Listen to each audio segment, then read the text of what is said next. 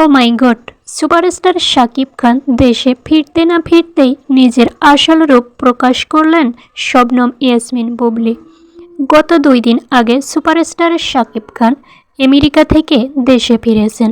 আর এতেই দেখা যায় শবনম ইয়াসমিন বুবলিকে খোলামেলা পোশাকে আমেরিকায় ঘুরে বেড়াতে। দর্শক, বিস্তারিত জানতে আমাদের ভিডিওতে একটি লাইক করে আমাদের সাথেই থাকুন। আর আপনি যদি এখনও আমাদের চ্যানেলটি সাবস্ক্রাইব করে না থাকেন তাহলে অবশ্যই সাবস্ক্রাইব করুন, যাতে পরবর্তীতে এই ধরনের নতুন নতুন ভিডিও সবার আগে আপনার কাছে পৌঁছে যায়। চলুন তাহলে জানা যাক এই বিষয়ে বিস্তারিত।